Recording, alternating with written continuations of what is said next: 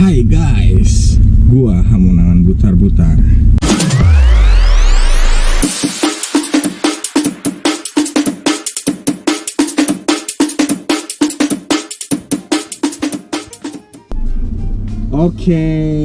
happy weekend untuk teman-teman semua.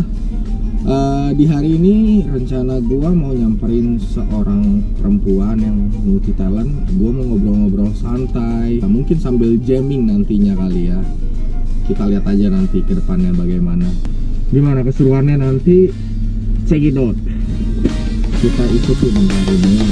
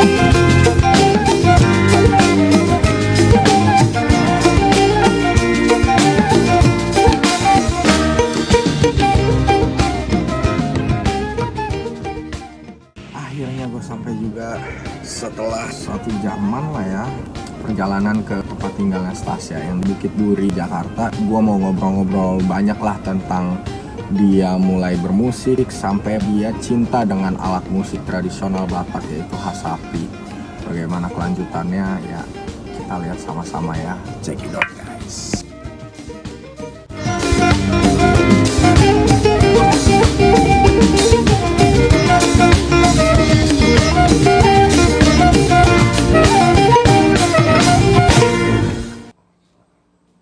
Intip dulu guys, apakah ada orangnya? Wow, dia ada di dalam. Hai.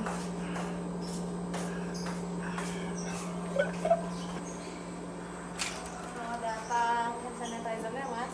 Halo. Halo, pakai hand sanitizer dulu ya. Oke, tetap jalanin protokol kesehatan ya, dimana kita harus pakai hand sanitizer, pakai masker. Iya dong, wajib. Physical distancing. Yes, boleh kalau kayak gitu. Tangan kirinya juga ya. Oke. Silakan. Ya. Ini kenapa ungu? Itu ungu, jam Iya ungu. dong, ini juga lilinnya ungu. Ya ampun, Apalagi ini kak, ungu. boleh kak tempat pensilnya kak. Ungu. Bulu Ini matanya ungu. juga kak tuh warna ungu. Ya ampun, ini benar-benar ya. Sertifikat apa nih? Wow, wedding makeup course. Yes. Selamat datang di studio Stasya Makeup. Oke. Ya, aduh, akhirnya nyampe juga nih di tempatnya Stasya. Nama Stasya Sitohang doang atau ada nama tengahnya atau bagaimana sih? Ada dong, Stasya Edina Hasyana Sitohang. Stasya Edina Hasyana Sitohang. Udah lulus belum kuliah? S1 udah lulus. Ngambil apa S1-nya?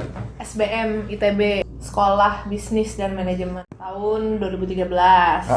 Beresnya 2016, terus sekarang tapi lagi lanjut kuliah lagi S2 MBA di ITB lagi. Master of Business Administration. Oh, kelanjutannya ya. Masih satu jalur lah gitu. Padahal tuh kecelakaan sebenarnya dulu kuliah manajemen. Oh, kecelakaan. Iya.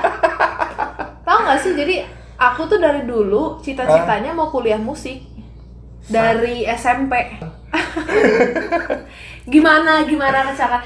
Ngomong-ngomong kan bapak ini juga belum pernah memperkenalkan diri kan di YouTube-nya sendiri kan. Jadi sih aku mau co-host nih, aku mau tanya juga.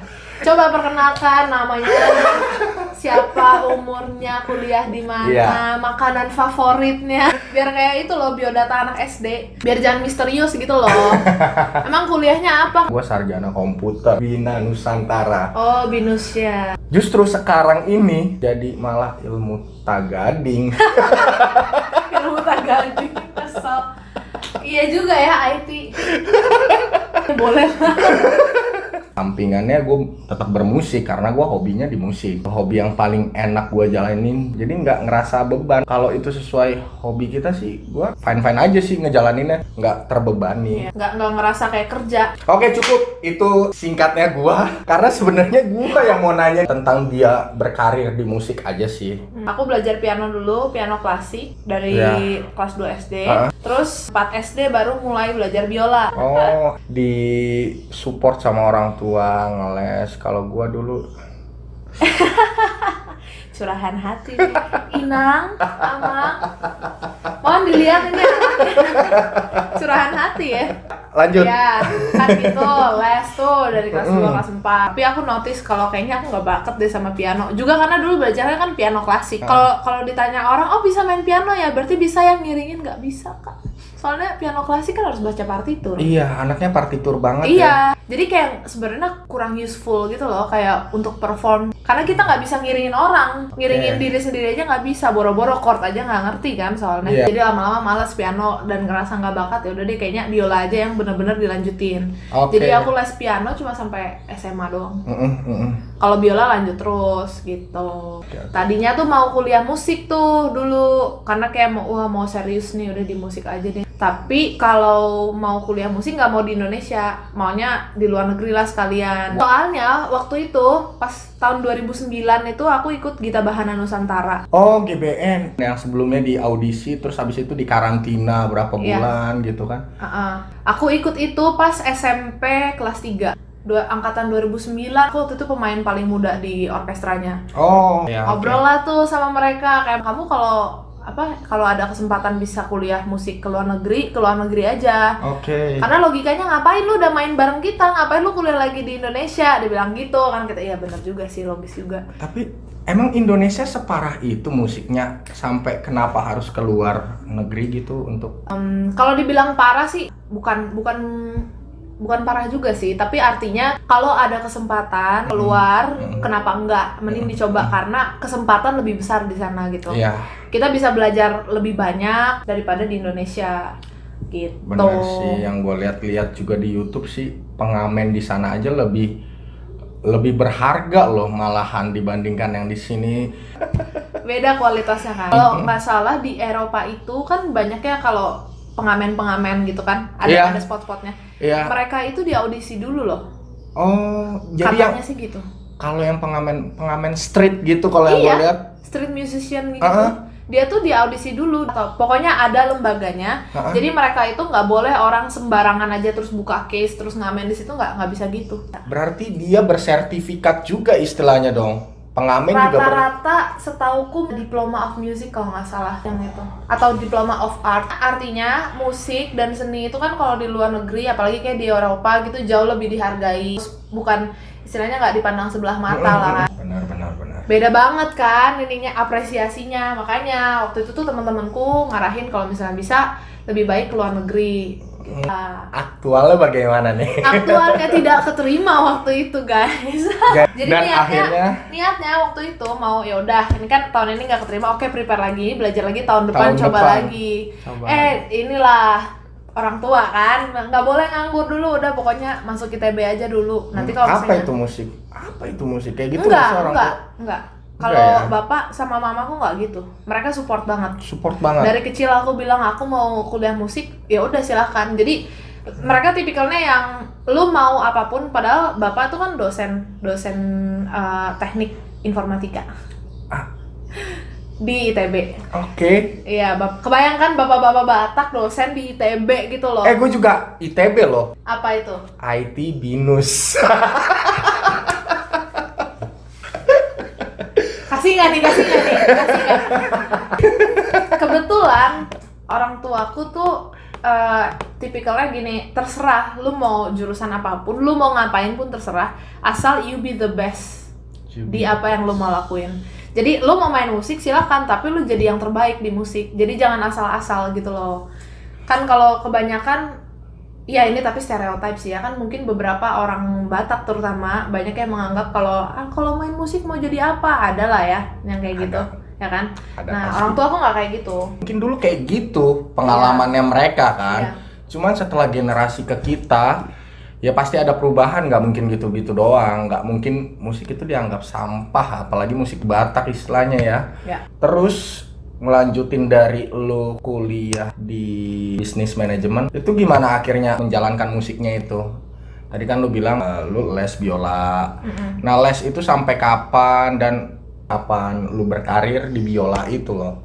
Kalau berkarir ya dari SMP itu ya. Karena kan dari Gita Bahana Nusantara, terus aku aktif ikut orkes terus. Misalnya ada orkes di mana konser sini, ya udah ikut ngejob. Jadi si GBN ini adalah salah satu gerbang Stepping pertama ya, step pertama yang menjadi seorang pemain violin profesional di Bandung ya. Iya. Pro tip ya buat kalian yang main musik pengen masuk ke job-job kayak gitu adalah harus membangun koneksi. Karena semua musik di Indonesia tuh selalu kalau job gitu selalu berdasarkan koneksi ya kan? Betul. Jadi skill itu nomor 2 Ya, menurut gua. Ya, skill nomor 2. Contohnya gua nggak jago main gendang. Lu bisa lihat video-video gua kalau main gendang 10%-nya main gendang gua. Sisanya Joget.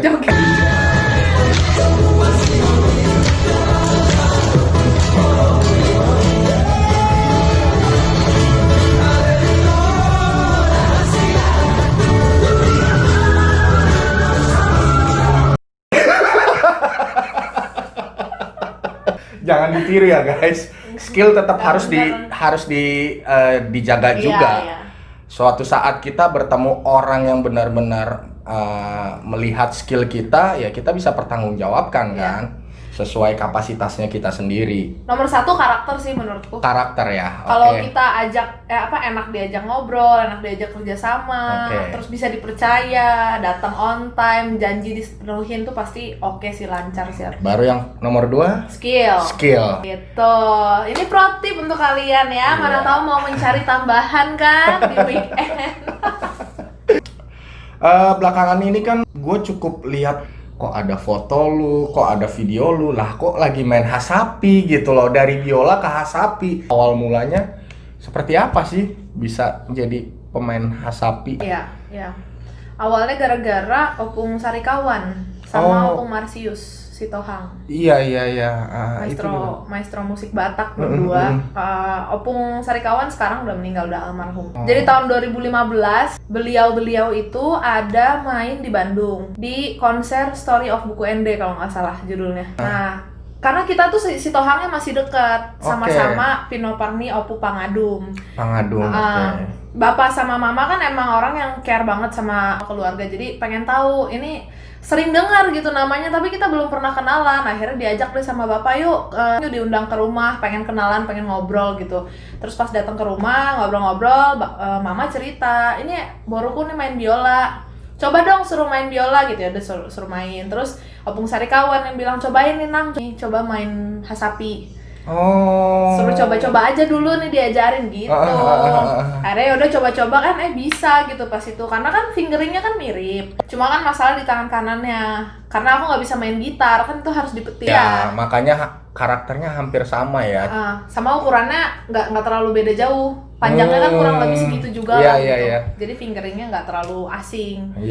Gitu, cobain lah. Terus waktu itu Opung itu bilang, kalau kamu bisa main hasapi, aku mati pun rela.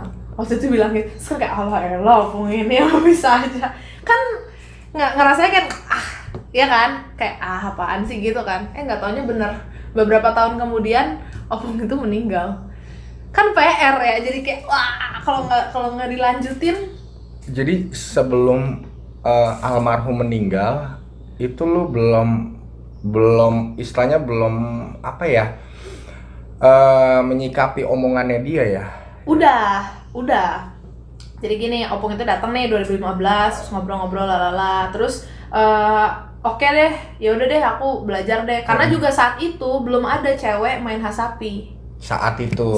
Tahun berapa sih waktu 2015. itu? 2015 aku masih mau skripsi juga ya. Oh. Iya. Iya. Nah, itu tuh Opung Marsius sama Opung Sarikawan bilang belum ada perempuan main Hasapi. Cobalah kamu main gitu kan. Ngilangin stigma bahwa kalau main musik Batak tuh harus cowok. Padahal kan nggak harus. Ya kan? Nggak harus lah sebenarnya. Ya udah cobain lah. Akhirnya aku mau belajar, tapi kalau di Bandung nggak tahu mau belajar sama siapa. Jadi terpaksa aku datang ke Medan belajar sama Opung Marsius. Waktu itu di 2015 itu. 2015 akhir kalau nggak salah. Jadi nggak mikir panjang, ya langsung terjun ke sana gitu. Ya oke, berangkat ya 2 minggu di sana. Udah, 2 minggu. Belajar 2 minggu. Tiap hari lah sama Opung Marsius. Berapa jam tuh sehari. Kebayang nggak sih judulnya aja gitu keren, maestro musik Batak tuh kan keren banget, tapi sebenarnya kehidupannya tuh tidak seindah itu. Kenapa? Karena kelihatannya justru kita yang halak Bataknya sendiri justru kurang mengapresiasi musik Batak. Betul. Gitu dianggapnya ini itu musik parhuta-huta, itu gimana? Banyak kan anggapan kayak gitu. Bahkan aku main Hasapi, terus orang-orang yang tahu tuh pada bilang, yang bener masa kayak gini main Hasapi, masa kayak kamu main musik, bahasanya tuh gitu, masa sekelas kamu main musik. Lah emang kenapa? Kayak aneh gak sih?